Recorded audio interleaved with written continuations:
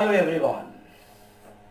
Today my focus is on social policy, and of course I'm focusing more on the students of social work. How does it matter to them? Of course, in their life, in their professional life, understanding the social policy in its right perspective is very important for them. If you look at the history, the very term social policy goes back immediately after the Second World War. Of course, it was even before. If you look at history of India, history of the world, it's not that it was never there. But the kind of prominence it picked up after Second World War, that was at a greater extent. Now, question is of how do we explain social policy? I can say that social policy refers to the general guidelines which are given to the government for the purpose of the welfare of the people. The general guidelines in terms of how to reduce the poverty, the general guidelines in terms of how to improve education of the people, the general guidelines to the kind of values which the society has to follow, the general guidelines in terms of the extent of democracy one can follow, one can practice, because it cannot be kind of no boundary for anything. It has to be. That is why we talk about policy. Now, question is of the how do we explain it, or what are the objectives of social policy, though we know that is not very difficult to understand the first one. If I talk about the first one, I will say that it's to bring about the social change. Are we the same 100 years back? No, of course not. So change is something which cannot be stopped, is a non-stoppable, what do we call, a process. And the social change has to happen. And it will happen whether we go for it or not. But it has to be directed. It has to be directed in such a way that the society progress according to that. The education today and education 50 years back, when we got more than 50 years back, when India got freedom, you can always say that it's different today. We are competing with the world now, the best education in the world today, and that all, of course, necessitated the planned social change. The economic status of the country, are we the same? If we look back again 60 years back, we will see that no, we are the different people.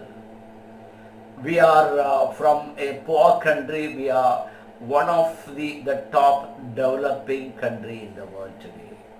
And needless to say that one factor is the planned social change. What's the next we can talk about apart from the social change?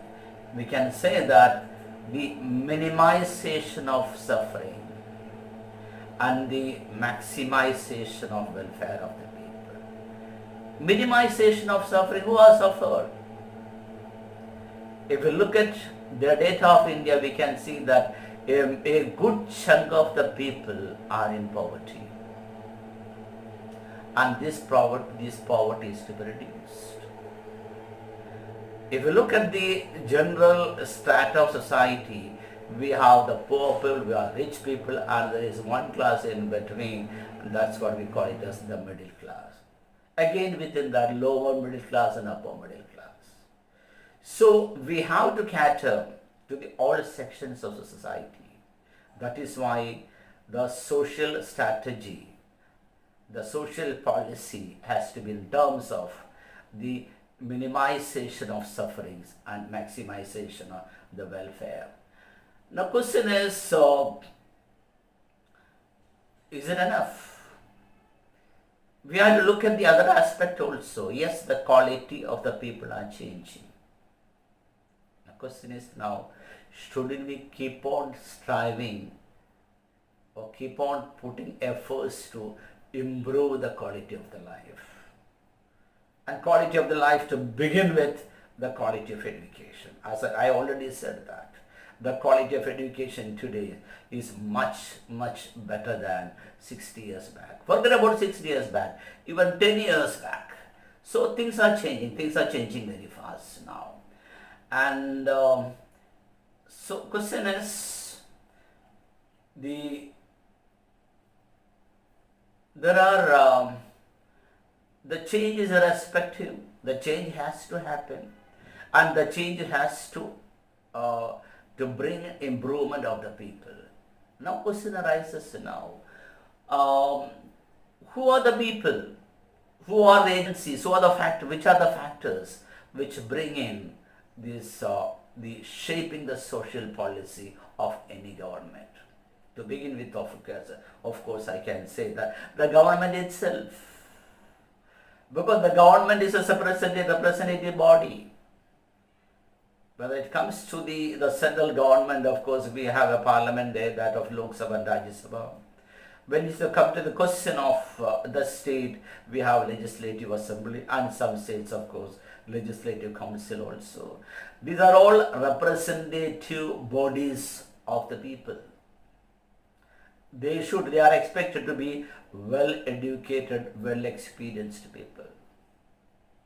Those strategic guidelines which they have prepared, expected to be, which are to shape the society. So when you ask me, who are the agencies or people who shape or bring in the social policy, I will say that the government itself, because they have a good number of people guiding them or supporting them, or the people with whom they can discuss or consult. Come to the next set of people, I can say that the voluntary organization. India is that way very rich in terms of voluntary organization. They get into any kind of sufferings of the people. Whether we talk about today the suffering of people in terms of coronavirus, they are there in the picture. To bring in the slum people, to bring in the condition of the slum people, they are in the picture. To bring in the most diseased people in the world or in the country, they are in the picture. The slums, they are in the picture. The children who are roadside, living in the roadside, who cannot have education, they are in the picture. These are all people we can just see in front of us. The voluntary organization make a difference in shaping the policy of the government. Coming to the third one, I can say the social action groups. We have always said that it's not always 100% sure that the government takes the right decision. Sometimes, of course, they also can wrong. After all, people make mistakes, not the animals. They cannot say animals. So sometimes when the governments err in certain matters, in terms of when the matters coming to the society, the social action groups come into picture. There are, I'm not naming many, whether it comes to the question of environment, whether it comes to of the question of social action, whether it comes to the question of improving the quality of people living in the jail, when it's coming to the question of the people who are at the old age, the social action groups come into picture.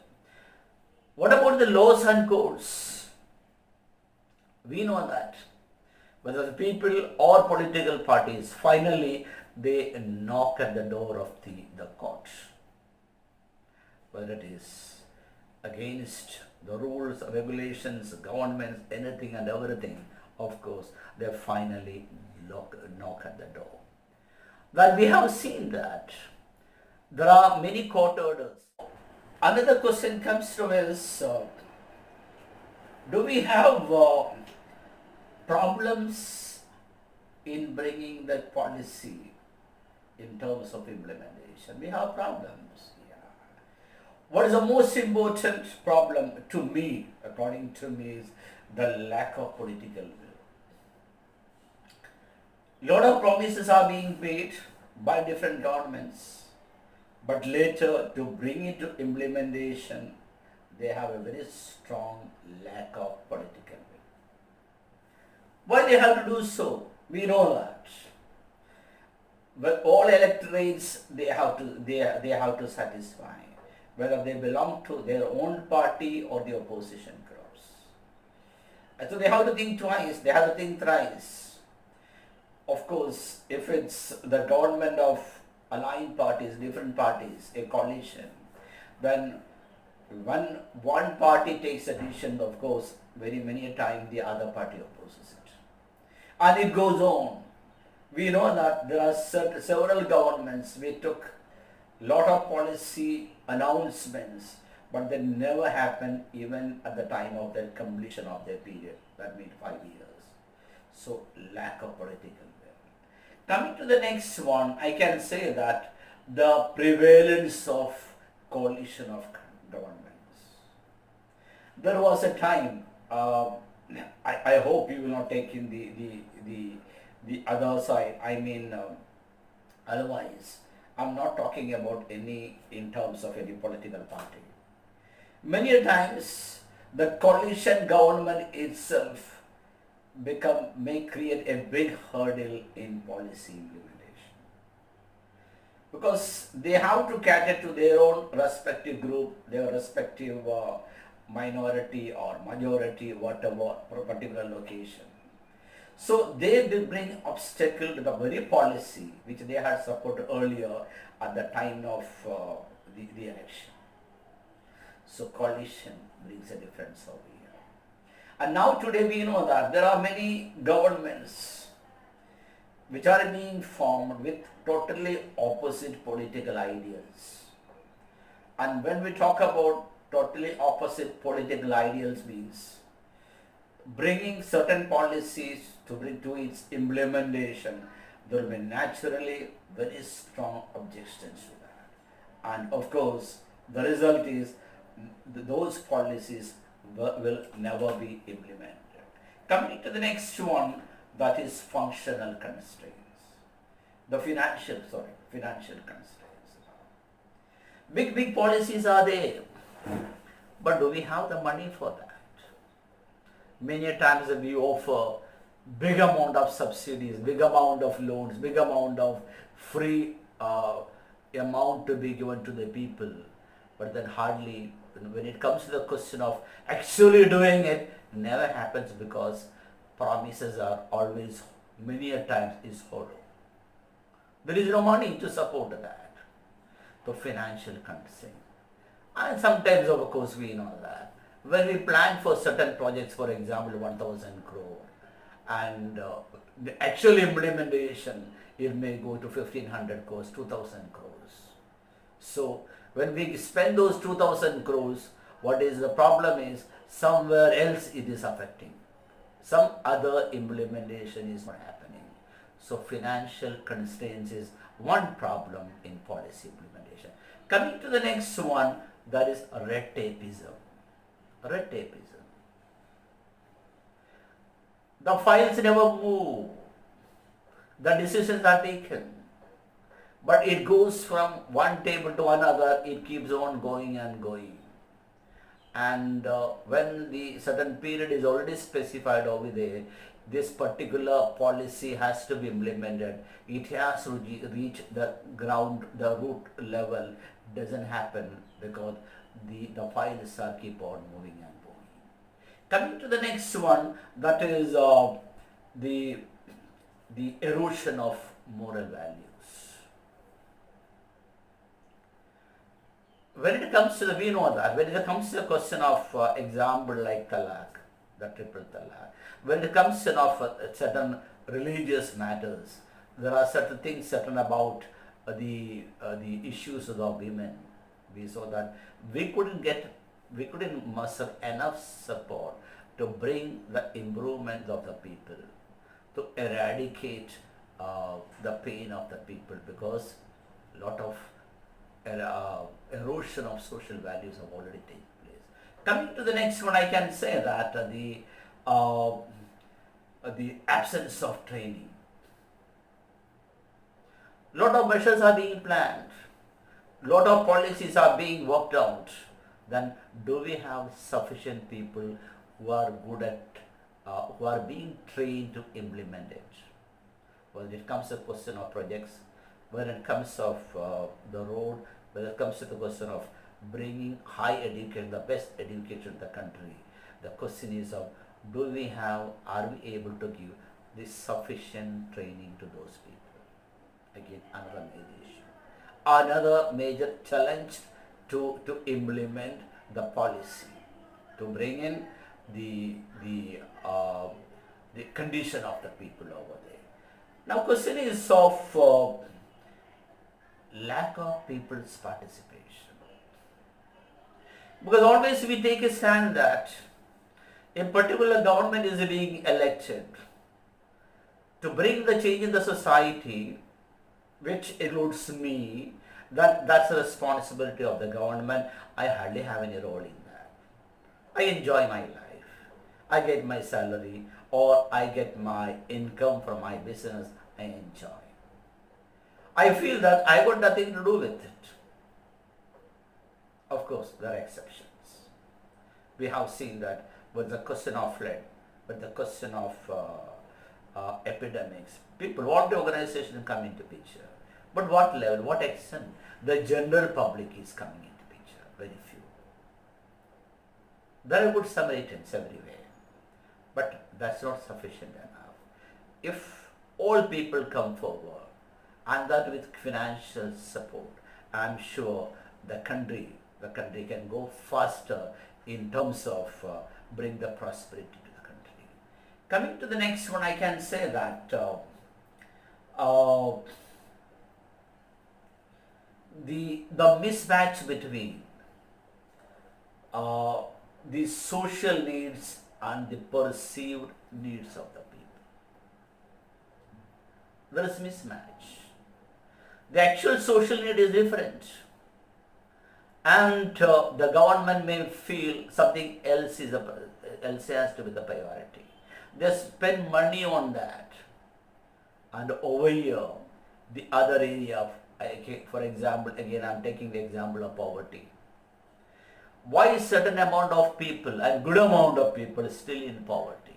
I'm sure one of the reason is we did not give priority to that sector. We have many other. If you look at the total amount of planned amount, whenever a budget is prepared, we'll say that priority goes to something else. The actual need may be somewhere else. I'm not talking from the point of a political person. I'm talking from the point of the experiences which I have. This can happen with the state government, this can happen with the central government. So the priority changes. We will see there is a mismatch between the actual need and the perceived need of the government. And coming to the next one, that is delay in getting the justice. Are we getting the justice in time? Whether it's from the people, whether it's from the government or from the court. We have a system, maybe because of population, maybe because of the disorganization of the system we have, agencies we have, establishments we have. The general people, the common people they have to wait for a long time to get the justice. I can always say that whether it's from the government or from the court, delay of justice. These are the factors which I can say. Some of the problems we face in terms of the policy implementation. Now question is, coming to the next one, we talk about the issues, we talk about the problems. The question is then, who are the people, who are the establishments, what are the factors which we can bring into picture so that this policy implementation can be speedier. It can happen with high speed. One area I can always say with conviction that is use of mass media. Mass media today, we know that, whether it is TV, whether it is newspaper, whether it is other forums like YouTube, etc., they make an impact. They make an impact for making the people that these are the issues and this is where we are. Sometimes we have to pressurize the government. Sometimes you have to convince the people. Sometimes you have to convince the political parties. They have to come out of their, what do we call, the political ideology. So if they are ready, the needed policies can be framed and they can be implemented so that we can bring in the welfare of the country. Coming to the next one, I can say that the creation, of course, the creation of public opinion. The media can bring the public opinion. The volunteer organizations can bring the public opinion. The political parties can bring the public opinion. And the people are together. Being a democratic country, the governments have to act. Sometimes even the court also come into picture. Even what do we call, respect your somebody, approach them. Because when it's question of society, the court also may intervene so that the public get the justice. But at the same time, I can say that for every way, in every forum, whether it's TV, whether it's YouTube, whether it's any forum, political level or public forums, discussion matters. It's not always a demonstration will bring a change. Why not discussion? When it comes to the question of discussions, and every forum, at every level, student to university, parents, anybody, the so-called intelligent circle, discussion makes a difference. Because it brings in the good and bad. What are the possibilities? What are the issues? How can it be solved? And that can be a kind of eye-opener for the government to bring the policies, the best policies. So, in short, today we discussed about the meaning of policy, the objectives of social policy, what are the challenges of social policy, and what all the ways we can bring in the social policy. And thank you very much. Hope you will give me the feedback and I'll get back to you again. Thank you.